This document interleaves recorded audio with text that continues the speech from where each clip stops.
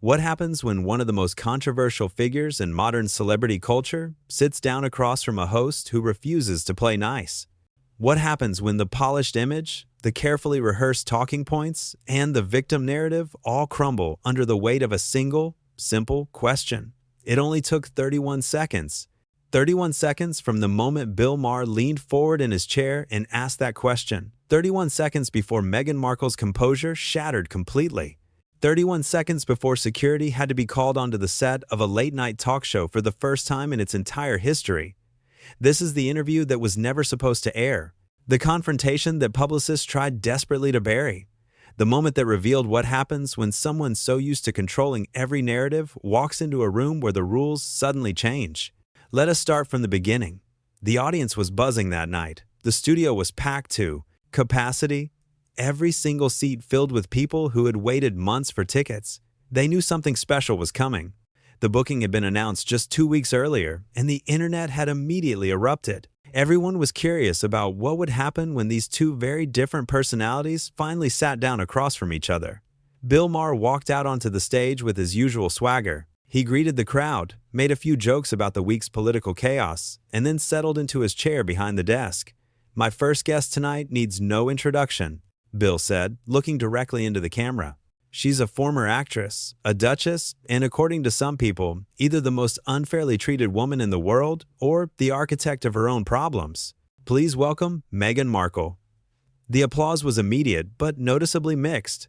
Some people clapped enthusiastically. Others offered only polite, scattered applause.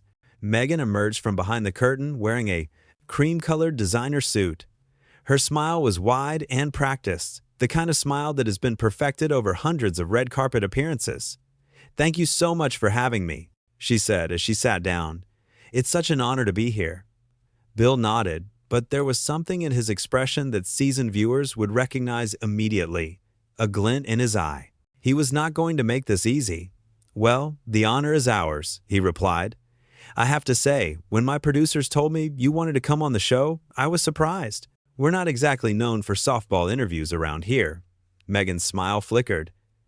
"I've always believed in having honest conversations, even when they're difficult." "Good," Bill said, "because I have some questions that might be difficult." The audience shifted in their seats.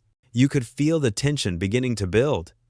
"I want to start with something that's been bothering me," Bill continued. "You talk a lot about privacy. You've given entire interviews about how the press invaded your privacy, how the royal family didn't protect your privacy." Meghan nodded along, her expression sympathetic. "But here's what I don't understand," Bill said, leaning forward. "If you wanted privacy so badly, why did you give a 2-hour interview to one of the biggest talk show hosts in the world? Why did you sign a deal worth over $100 million with a streaming platform? Why did you release a documentary series that literally had cameras following you around your house?" A ripple of murmurs spread through the crowd. "I think there's a difference between choosing to share your story on your own terms and having your story stolen from you," Meghan said. "When I did those projects, I was taking control of my own narrative." Bill tilted his head. "Is it though? Because it seems to me like you want privacy when it's convenient and publicity when it's profitable. You can't have it both ways." "With all due respect," Meghan said, and there was an edge in her voice now, "you can't possibly understand what it's like to have your entire life dissected by people who have never met you." "You're right," Bill said.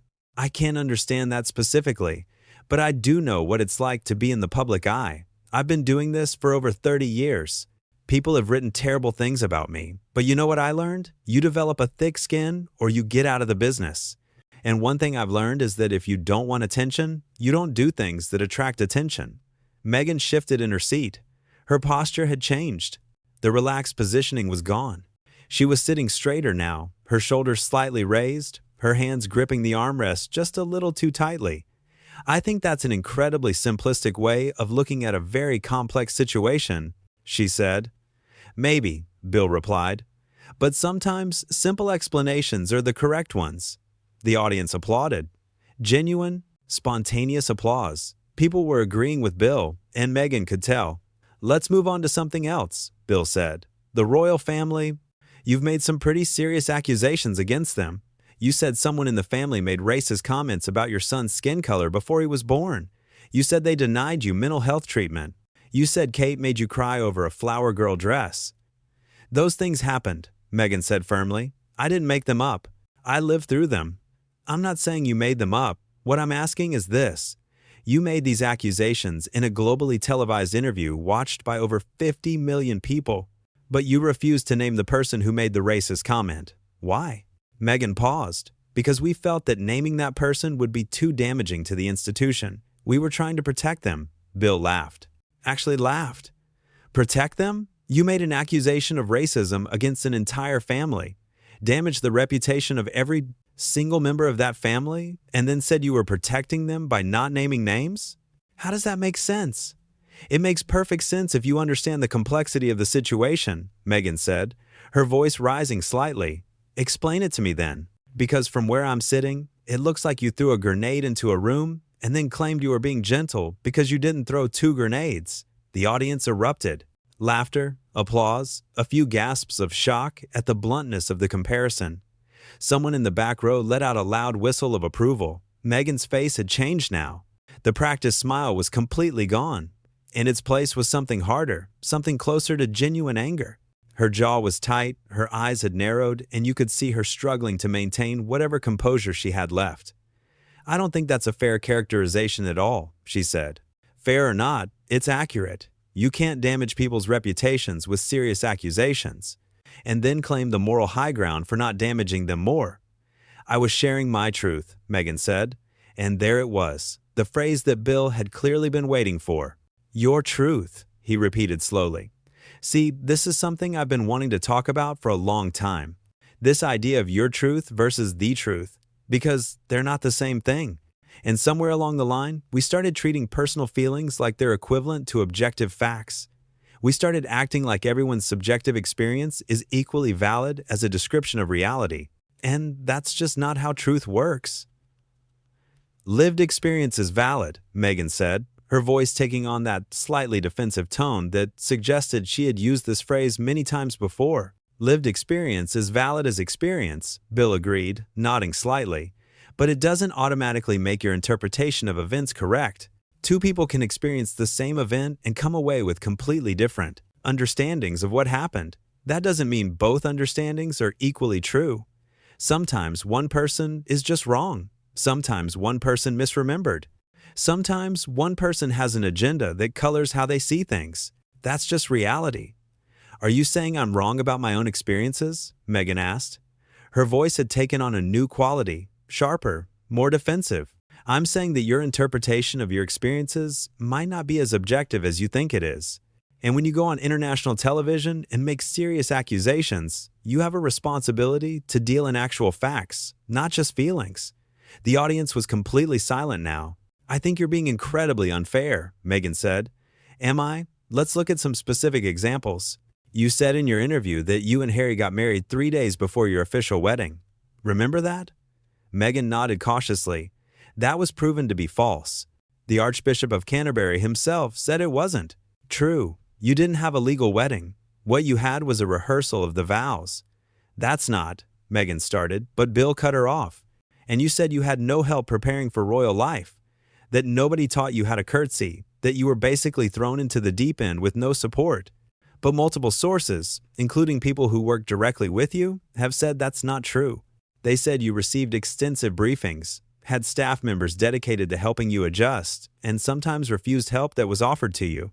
Those sources are lying, Meghan said flatly. They have an agenda. They're protecting the institution at my expense. They've been doing it since the day I arrived, and they're still doing it now. All of them? Bill asked, his voice taking on an incredulous tone. Every single person who has contradicted your version of events is lying? Every former aide, every palace insider, every person who was actually there? They're all part of some vast conspiracy against you, and only you are telling the truth? I'm telling my truth, Meghan repeated. But this time, the phrase sounded less confident, more like a defense mechanism than a statement of principle. There it is again, your truth, not the truth. Do you see how that sounds to people? It sounds like you're saying that facts don't matter, that objective reality doesn't matter, that the only thing that matters is how you feel. Meghan uncrossed her legs and recrossed them. Her body language was becoming increasingly agitated. I think you're twisting my words, she said. I'm not twisting anything. I'm taking your words at face value and asking you to explain them. That's what interviews are supposed to be. This is supposed to be an interview, Meghan said, and there was real frustration in her voice now. Not an interrogation. I came here to have a conversation, to share my perspective, to connect with your audience. I didn't come here to be put on trial. It's a conversation, Bill said calmly. And in conversations, people sometimes disagree. People sometimes push back on things you say. People sometimes ask you to explain yourself. You came here knowing what kind of show this is. You came here knowing that I ask difficult questions and that I don't just nod along when people say things that don't make sense. So either you were prepared for this or you weren't prepared at all. Which is it? I was prepared for fair questions, not for attacks. What have I said that was an attack? I've asked you about statements you've made publicly. I've pointed out instances where those statements have been contradicted. How is any of that an attack? Meghan took a deep breath. You know what I think? She said. I think you're just like everyone else. You see a woman of color who married into the most powerful family in England, who dared to speak up, and you want to tear her down. The audience stirred. Bill sat back in his chair. Do you really want to go there? He asked quietly. I'm already there. This whole interview has been designed to make me look bad. From the very first question, you've been trying to trip me up. You haven't asked me a single question about my charitable work, about the causes I care about the positive impact I'm trying to have in the world. You haven't asked about the Archewell Foundation, about the mental health advocacy, about the work with women and girls. All you've done is attack my character and question my integrity. Because that's what's interesting, Bill said, leaning forward slightly. I could ask you about your charitable work, but let's be honest, that would be boring television. Your publicist could answer those questions. Any press release could give me that information. What people don't know, what they're actually curious about, is how you respond when someone actually challenges you instead of just agreeing with everything you say. That's the real story here. So this is about entertainment to you, Meghan said. My life, my pain, it's all just entertainment. You signed a $100 million deal to turn your life into entertainment. Don't act like I'm the one who commodified your experiences. The applause was the loudest of the night. Meghan's face flushed red. I don't have to sit here and take this, she said suddenly. No, you don't. You're free to leave whenever you want. But if you do, that's the story. That becomes the headline. Is that what you want? Meghan's mouth opened, then closed. She was trapped. Let me try to explain something to you, Meghan said, clearly trying to regain control. You don't understand what it's like to be the most trolled person in the world, to receive death threats every single day. You're right. I don't understand that specifically, but neither does the vast majority of people watching this show right now. They struggle to pay their rent. They worry about whether they can afford groceries. This month, they worry about their kids' schools closing down, about their healthcare costs going up, about keeping their jobs. They deal with health problems and family issues and all the ordinary difficulties of ordinary life. And then they turn on the television and they see someone who lives in a $14 million mansion in one of the most expensive neighborhoods in the world, who wears designer outfits that cost more than most people make in a month, who flies on private jets while lecturing everyone else about climate change, complaining about how hard their life is. Can you understand why they might have trouble relating to that? Can you see why your message might not be landing the way you think it should? Just because other people have problems doesn't mean my problems aren't real, Meghan said. I never said your problems aren't real. What I'm saying is that the way you talk about your problems makes it difficult for people to sympathize with you. You come across as someone who has been given every advantage in life, every opportunity, every privilege that most people can only dream about, and you still manage to see yourself as a victim of circumstances. You married a prince. You lived in palaces. You had access to wealth and resources that most people cannot even imagine. And yet, every interview, every documentary, every public statement is about how badly you were treated, how much you suffered, how unfair everything was.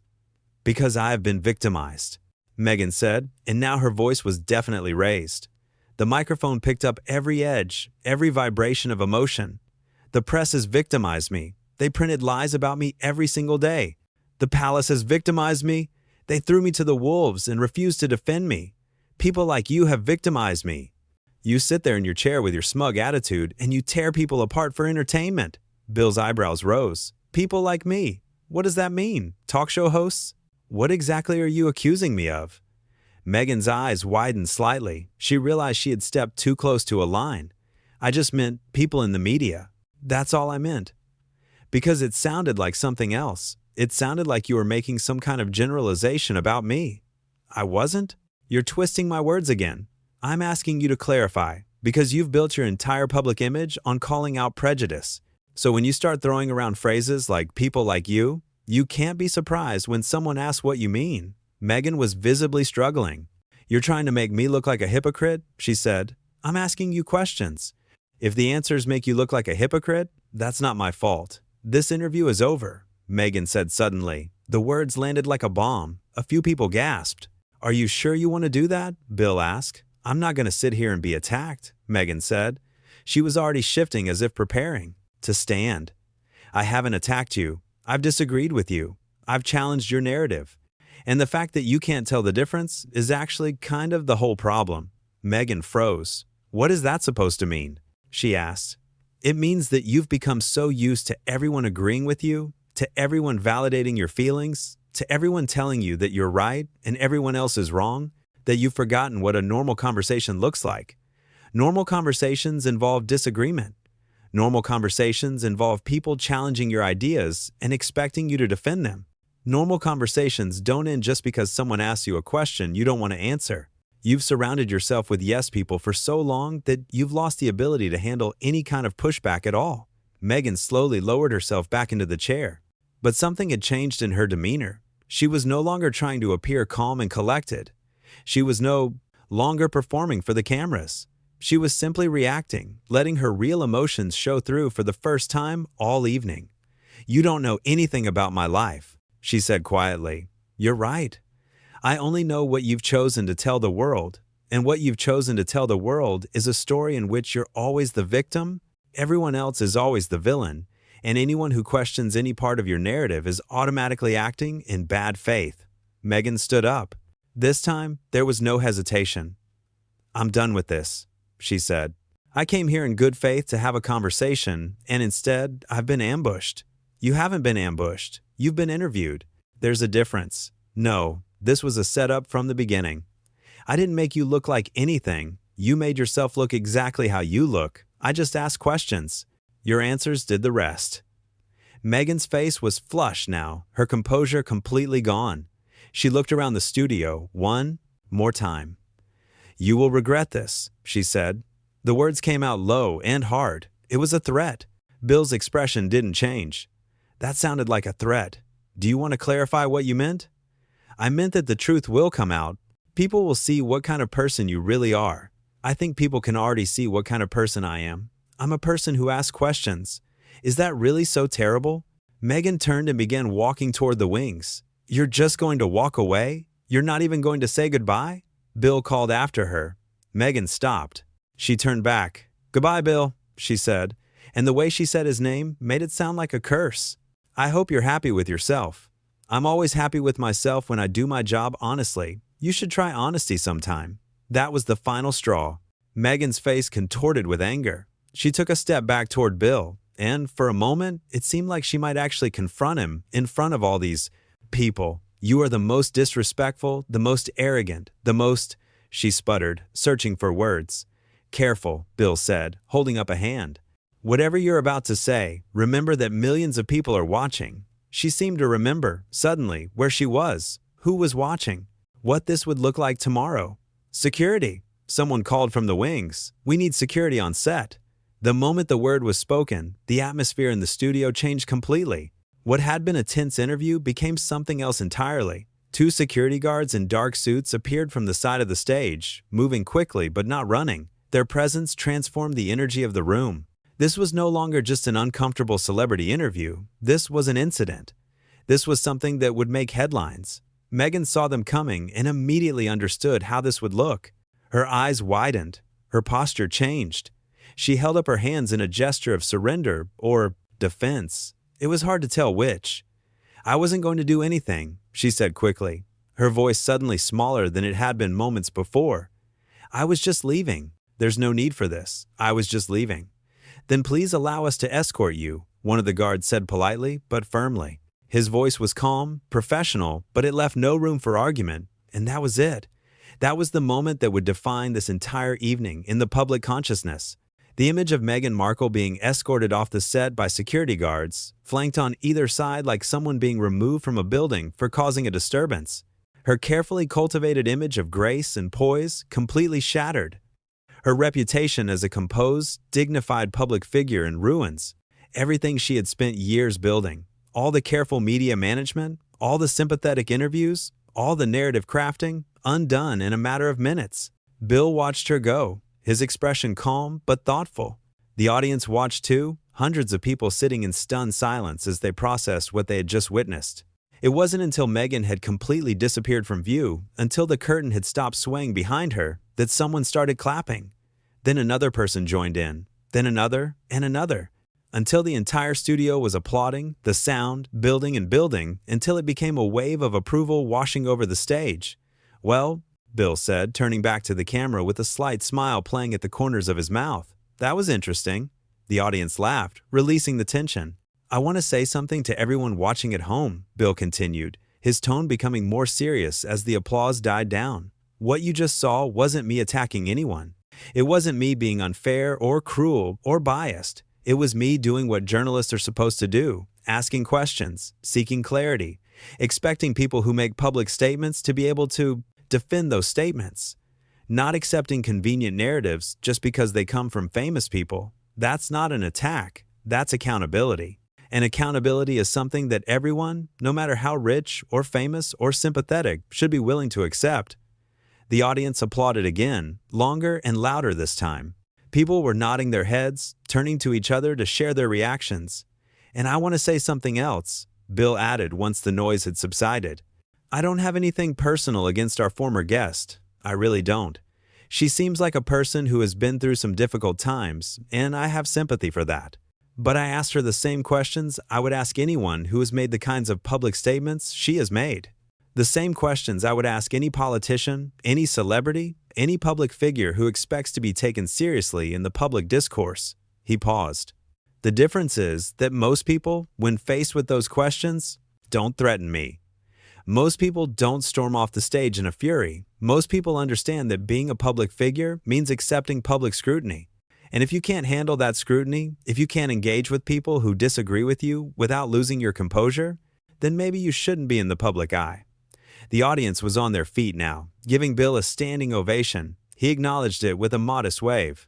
"We're going to take a commercial break," he said finally. "And when we come back, I promise our next guest will actually stay for the whole interview."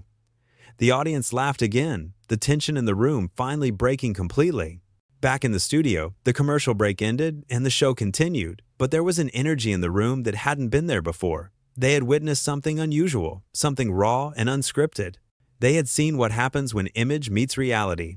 As the credits rolled, Bill sat alone on the stage for a moment, looking at the empty chair. "Well," he said quietly, almost to himself, "I don't think she'll be coming back anytime soon." A production assistant approached to remove his microphone. "That was intense," she offered. "That was honest," Bill corrected her.